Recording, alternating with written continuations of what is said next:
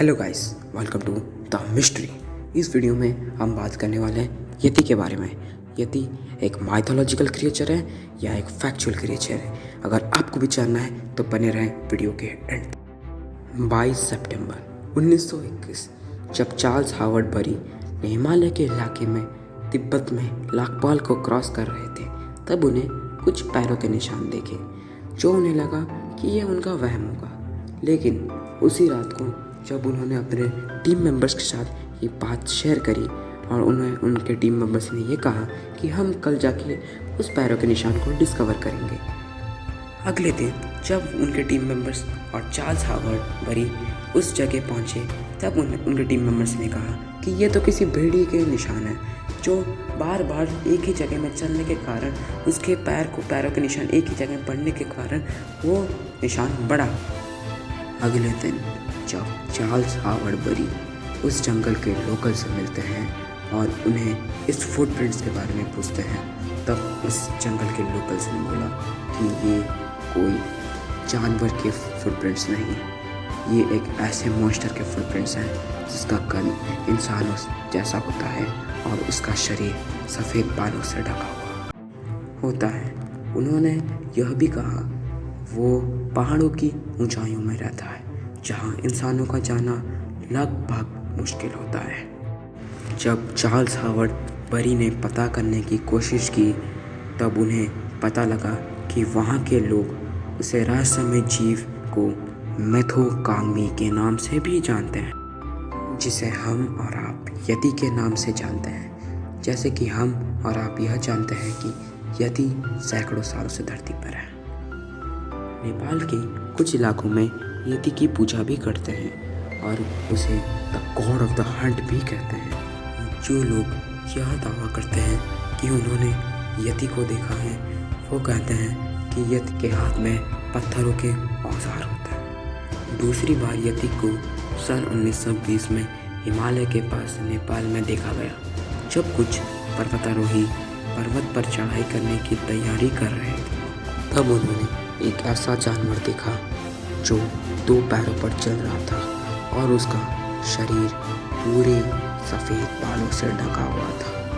आपको क्या लगता है कि वो सही में यति था या नहीं? जब ये बात लोगों को पता चली, तब वो इस बात को झूठी कहानी बताते हुए कहे कि ये कोई सफ़ेद भालू होगा जो दूर कहीं खड़ा होगा, और जब इन पर्वतारोही ने उन्हें दूर से देखा होगा तब उन्हें लगा होगा ये सफ़ेद भालू 2 पैरों पर चल रहा है। इस घटना के कुछ सालों के बाद हमारे भारतीय सिपाहियों का भी यही दावा है कि उन्होंने किसी बड़े जानवर के पैरों के निशान देखे जो बिल्कुल भी सामान्य नहीं थे। अब हम जानेंगे यति के बारे में कुछ खास बातें।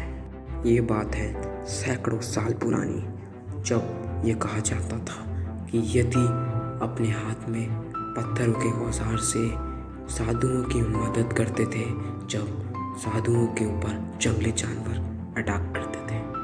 हालांकि बौद्ध परंपराओं के लोग हिंसा के खिलाफ रहते हैं, इसीलिए कुछ बौद्ध साधु यति को एविल भी मानते हैं।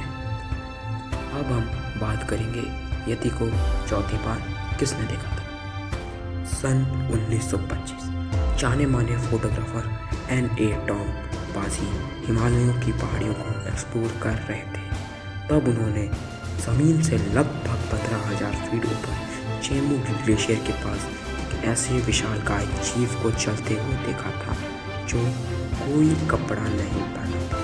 उन्होंने सोचा कि इतने ठंड में कोई बिना कपड़ा पहने हुए कैसे रह सकता है। तब उन्हें लगा कि ये उनका मन का वहम होगा।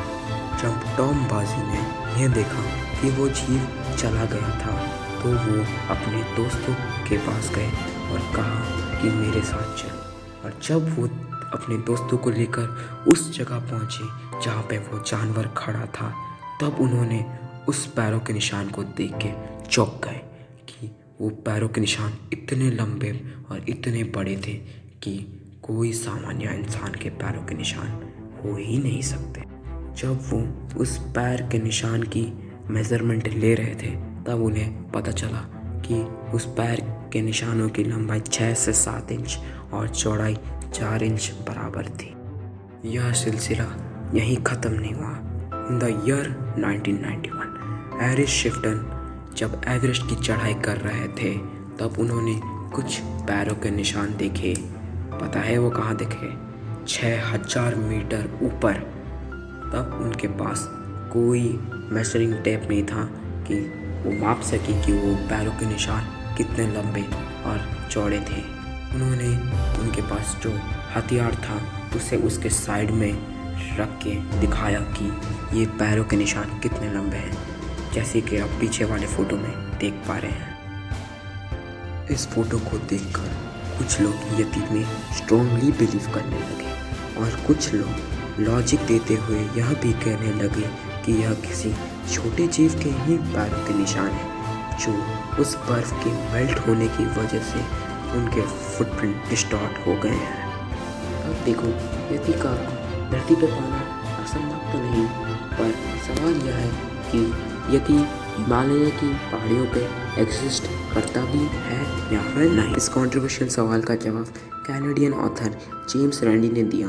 उन्होंने सीधे तौर पर कहा कि जिस तरह के रिप्रेजेंटेशन और जिस तरह के सबूत हमारे सामने रखा जा रहा है उन्हें इमिटेट करना बहुत आसान है। जैसे रिप्रेजेंटेशन और एविडेंस हमारे सामने यति के अस्तित्व पर रखे जाते हैं, उसे ज़्यादा कन्विंसिंग तो मूवी की कॉस्ट्यूम होते हैं। आज के समय में इसका कोई सबूत नहीं है क्योंकि जो भी फ़ोटोज़ और वीडियोस दिखाए जाते हैं वो बिल्कुल भी क्लियर नहीं होते हैं। तो आपका इसके बारे में क्या ख्याल है, कमेंट में ज़रूर बताना। और ऐसी ही वीडियो के लिए लाइक और सब्सक्राइब करना मत भूलना। मिलते हैं अगले वीडियो में, तब तक के लिए bye bye and take care.